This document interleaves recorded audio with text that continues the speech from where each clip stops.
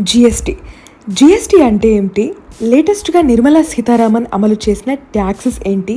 దీనివల్ల దేశానికి ఏం లాభం, మధ్యతరగతి ప్రజలకు ఏం నష్టం అనేది మనం ఈ వీడియోలో చూసిద్దాం. GST, goods and services tax. దీన్ని 101 రాజ్యాంగ సవరణ ద్వారా 2016లో ప్రవేశపెట్టారు. దీన్ని జిఎస్టీ కౌన్సిల్, దాని చైర్మన్ కేంద్ర ఆర్థిక మంత్రి అయిన నిర్మలా సీతారామన్ పరిపాలిస్తారు. ఇలా వస్తువులపైన పన్ను విధించడం ద్వారా ప్రభుత్వ ఆదాయం పెరిగి ఆర్థిక వృద్ధి రేటు 2% వరకు పెరగవచ్చు. ఈ జిఎస్టీ వల్ల పన్ను వసూళ్లలో లంచగొండితనం తగ్గి పన్నుల ఎగవేతకు అవకాశాలు తగ్గటం వల్ల దేశంలో నల్లధనం తగ్గుతుంది. నల్లధనం అంటే ఏమిటి? ప్రభుత్వానికి చెల్లించాల్సిన పన్నులు సకాలంలో చెల్లించకుండా దాచిపెట్టి లెక్కలోనికి రాని డబ్బు అన్నమాట. మరి ప్రభుత్వ ఆదాయం పెరిగితే మనకు నష్టమా, లాభమా? అయితే దేశానికి ప్రభుత్వం చూసుకునే ఖర్చులు రోడ్లు వేయటం, పార్కులు కట్టడం, స్ట్రీట్ లైట్స్, హాస్పిటల్స్, ట్రాన్స్పోర్ట్. దీనివల్ల ఒక విధంగా మనకు లాభమే జరిగినా కానీ మధ్యతరగతి ప్రజలు ఈ ట్యాక్స్ని చెల్లించడం మాత్రం కొంత కష్టతరమైన పని. ఫర్ ఎగ్జాంపుల్, ఒక పెన్ ఒరిజినల్ ప్రైస్ ₹5 అనుకోండి. ఈ జిఎస్టీ యాడ్ చేశాక దాని రేట్ ₹7 అన్నమాట. అయితే లేటెస్ట్గా జరిగిన 55వ జిఎస్టీ సమావేశంలో కేంద్ర ఆర్థిక మంత్రి నిర్మలా సీతారామన్ అధ్యక్షతన తీసుకున్న నిర్ణయాలపై ప్రస్తుతం వివాదాలు రేకెత్తుతున్నాయి. అవేంటంటే, మొదటిది పాప్కార్న్ ఇన్ 3 లెవెల్స్. అవును, మీరు విన్నది నిజమే. పాప్కార్న్ పైన 3 రకాల ట్యాక్స్లు అన్నమాట.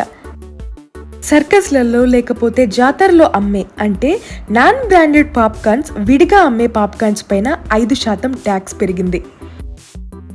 అలాగే masala and namkeen popcorn with branded అంటే బ్రాండెడ్ పాప్కార్న్స్ పైన 12% ట్యాక్స్. క్యారమిల్ పాప్కార్న్ అంటే థియేటర్లో అమ్మే షుగర్ యాడ్ చేసి స్వీట్ పాప్కార్న్ పైన 18% ట్యాక్స్ విధించారు. ఇక్కడ పాప్కార్న్ ఒకటే, కాకపోతే వేరువేరు ట్యాక్సెస్ అన్నమాట. మరి క్యారమిల్ పాప్కార్న్ పైన 18% ట్యాక్స్ ఎందుకు అని ప్రశ్నిస్తే, అది అన్హెల్తీ, సో ప్రజల ఆరోగ్యాన్ని కాపాడడమే మా లక్ష్యం అని చెప్పుకుంటుంది గవర్నమెంట్. ఇక రెండవది సెకండ్ హ్యాండ్ వెహికల్స్. మొన్నటిదాకా 12% ఉన్న ట్యాక్స్ ప్రజెంట్ 18%కి మారింది. అంటే ఒకవేళ మీరు సెకండ్ హ్యాండ్ కార్ కొందాం అనుకున్నారు అనుకోండి, యూజ్డ్ కార్స్ షోరూమ్కి వెళ్ళి కొందాం అనుకుంటే మీరు ఆ ఓనర్కి 18% ట్యాక్స్ చెల్లించాల్సి ఉంటుంది. అయితే వ్యక్తిగత వాహనాల కొనుగోళ్ల విషయాల్లో మాత్రం దీనికి మినహాయింపు ఉంది. అంటే 0% ట్యాక్స్ అన్నమాట.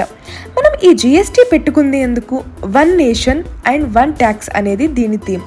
కానీ ఈ జిఎస్టీ ఇప్పుడు మధ్యతరగతి ప్రజలకు శాపంగా మారింది.